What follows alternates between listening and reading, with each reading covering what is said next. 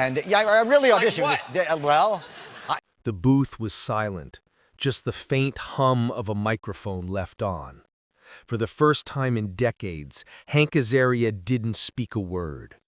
The man who brought to life dozens of voices on The Simpsons, from Mos Slack to Apu Nahasapi Pedalon, sat there motionless. No lines, no laughter, just loss.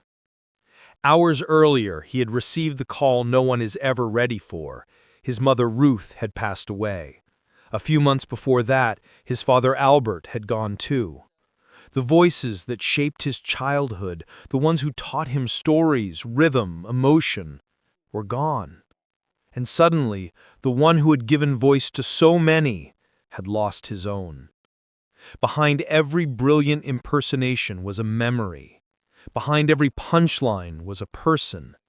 This is not a story about fame nor comedy. This is a story of family, of legacy, of loss. Today we look into the quiet tragedy behind the man whose voice shaped a generation.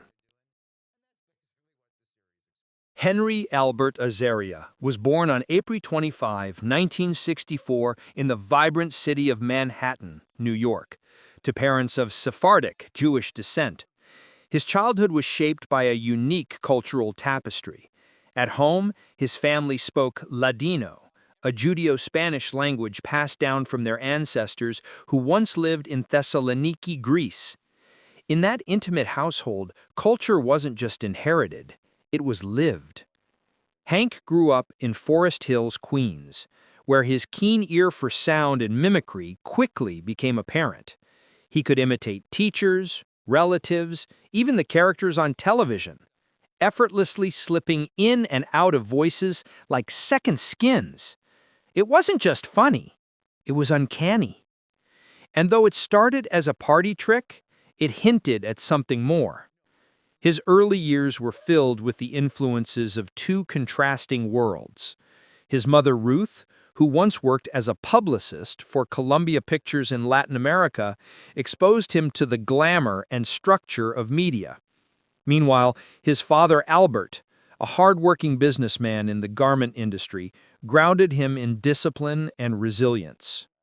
Though neither of his parents were performers, each of them carried stories in their own way.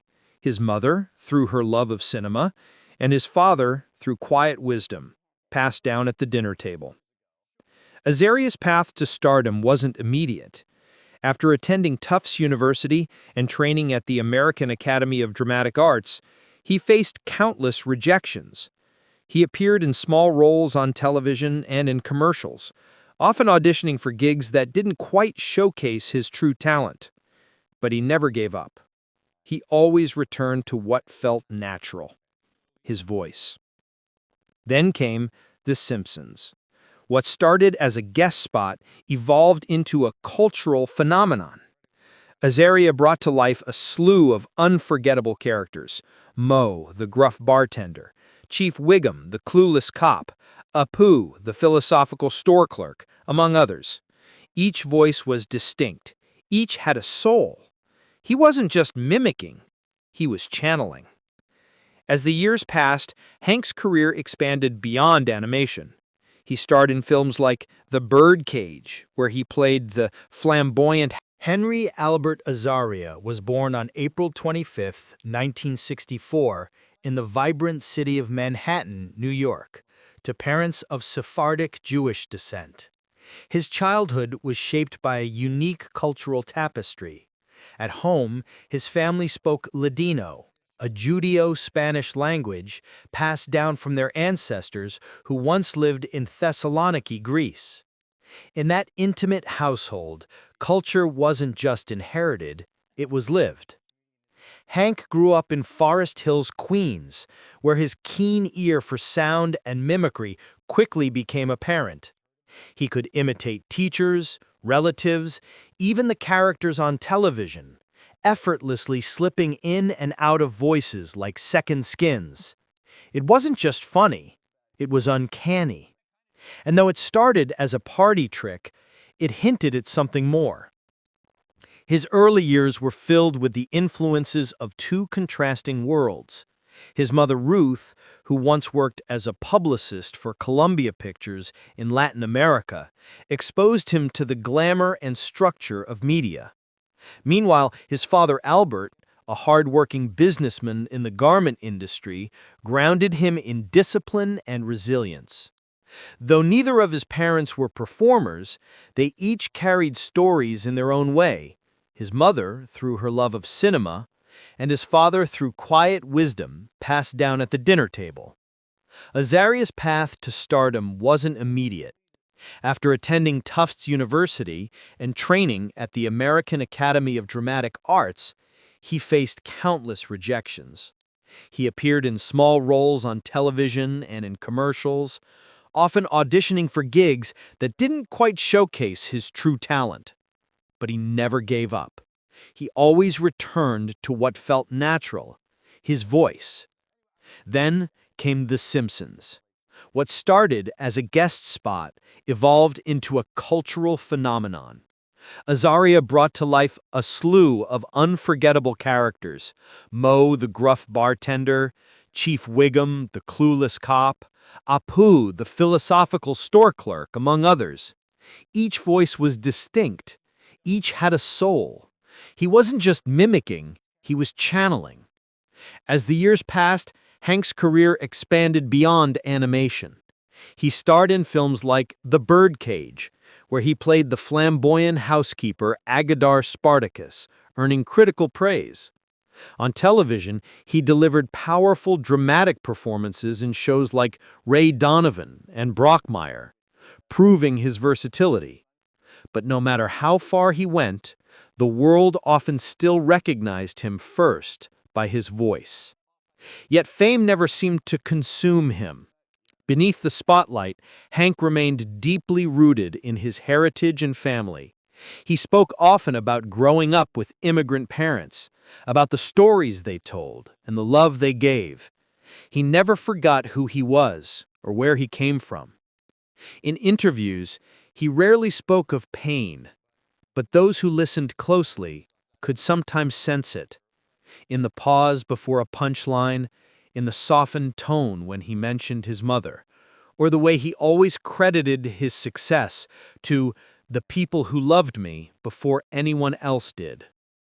And while millions knew his characters, very few knew the two voices that truly shaped him: Albert and Ruth Azaria. Their story wasn't in the scripts, but it was in every note of his performances. To understand Hanka Azaria is to understand the quiet strength of his parents, two souls whose lives were shaped by survival, exile, love, and unrelenting devotion to family. Albert Azaria, Hank's father, was born into a Sephardic Jewish family from Thessaloniki, Greece, once home to one of the largest Jewish communities in Europe before it was nearly erased during the Holocaust. Like many others who fled, Albert's family carried with them not just memories of persecution, but also the rich traditions of their culture, language, music, and food that were tied to centuries of Jewish-Spanish life.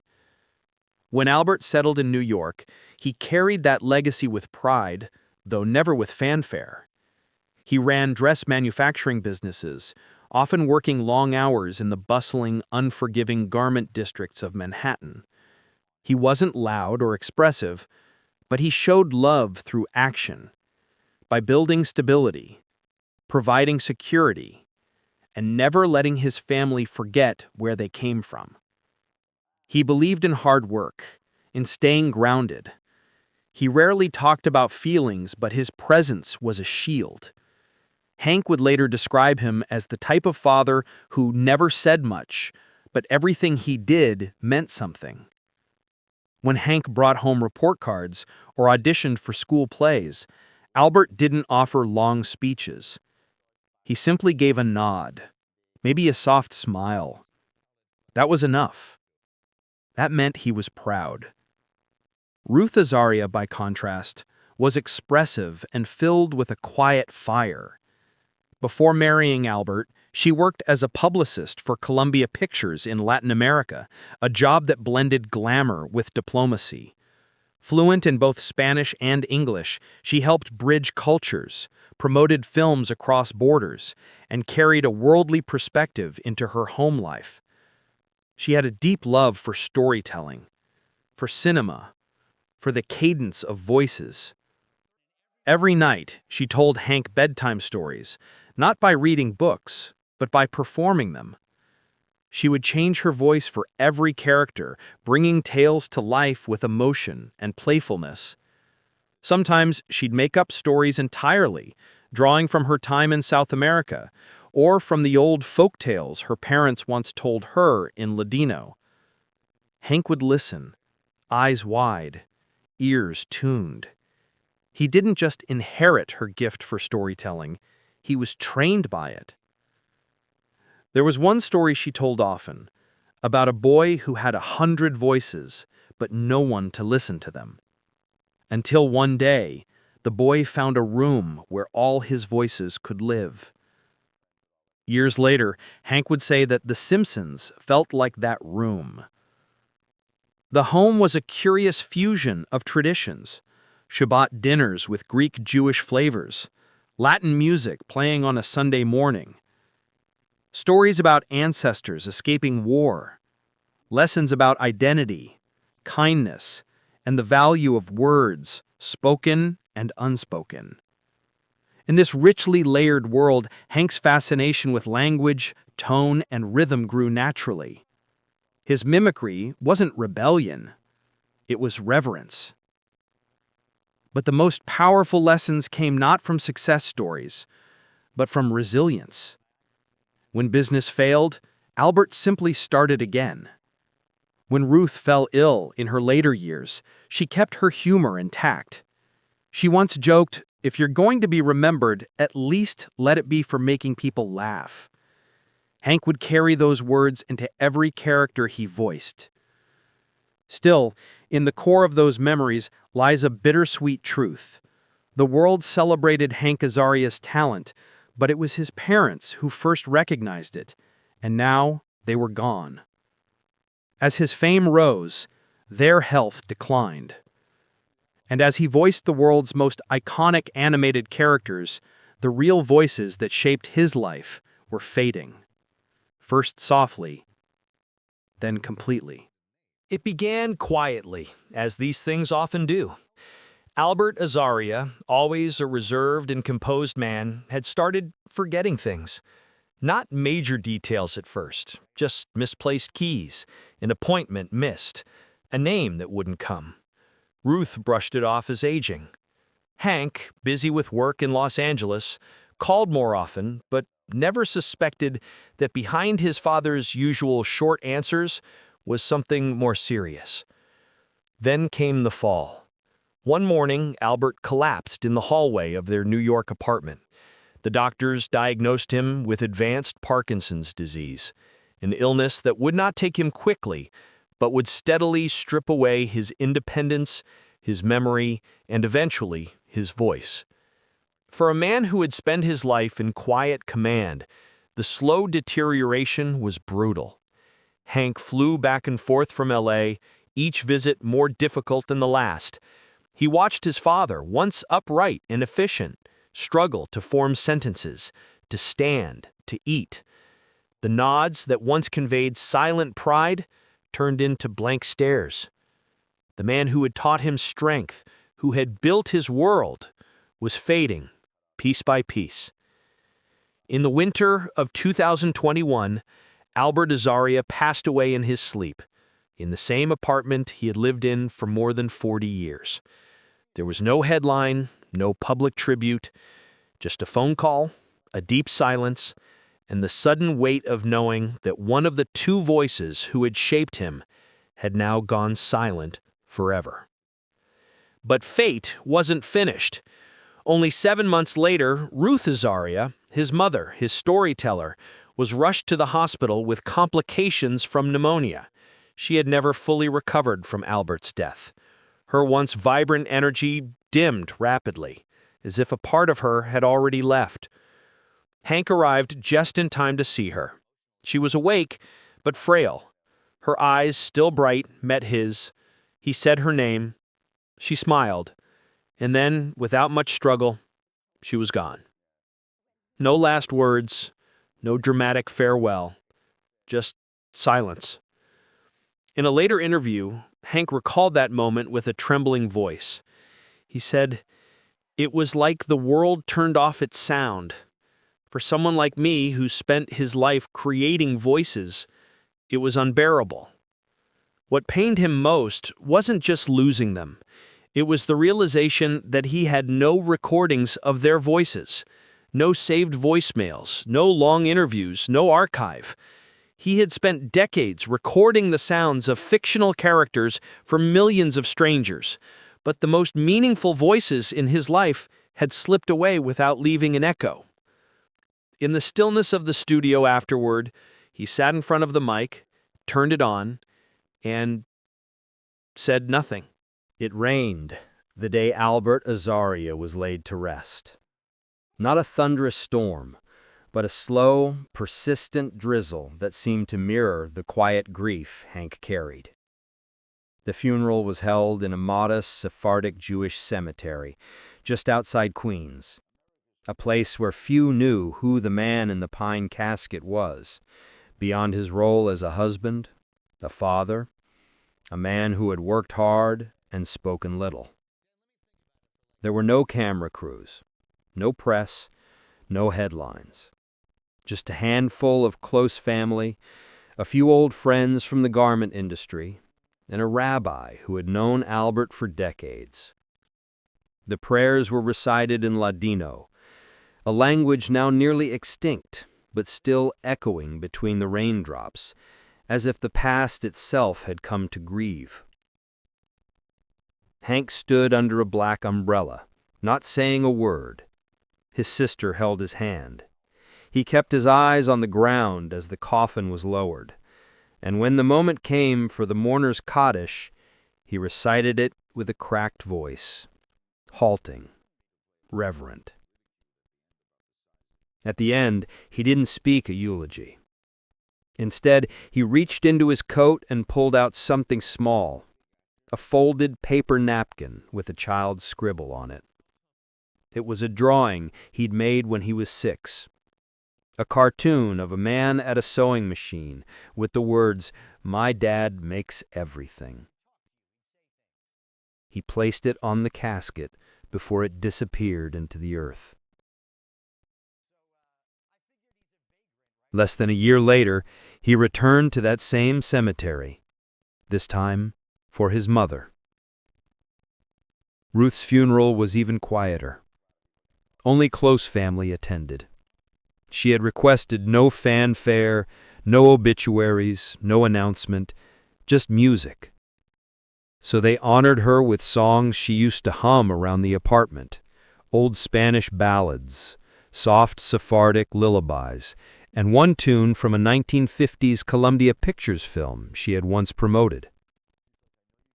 A family friend brought a small speaker and played the melodies softly over the open grave. Hank stood at the edge, a single white rose in hand. When it was his turn to speak, he didn't prepare a statement. He didn't need to. He looked at his mother's casket and said, "You told me stories before I even knew what language was. Every voice I've ever created came from how you told me bedtime tales. Thank you for my voice. I hope I used it well." He placed a tiny microphone charm on the casket, something his mother had once given him when he booked his first voice acting job. "For luck," she had said. As the grave was filled, the sky turned golden for a brief moment. The rain had stopped. The wind was still. In that silence, Hank felt what he would later describe as a final recording session, their last scene. He stayed until everyone else left. Just him 2 gravestones, and the voices in his memory.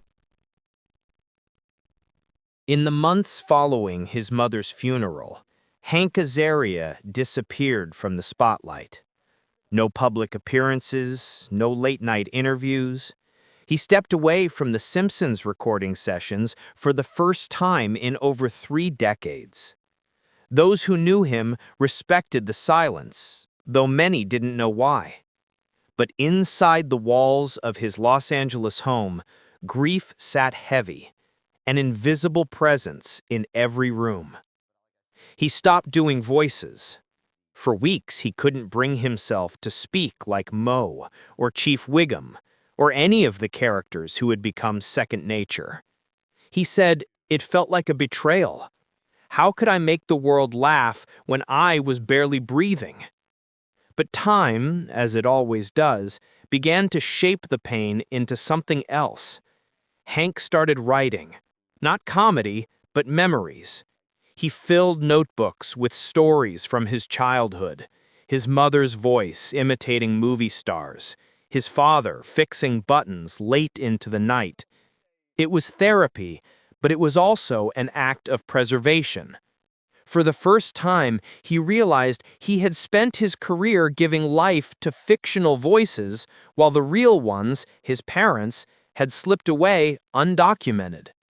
That revelation drove him to create Voices We Keep, a limited audio series he produced and narrated himself. It wasn't about fame, it wasn't about entertainment, it was about remembrance. In each episode, he shared a personal story about his upbringing, his culture, and his parents' quiet sacrifices. Interwoven were recordings of Ladino songs, interviews with elderly Sephardic Jews, and monologues written like letters to his mother and father. The project resonated deeply with listeners, not because it was polished or commercial, but because it was real, raw, honest. At the same time, Hank became more involved with preservation efforts for endangered languages.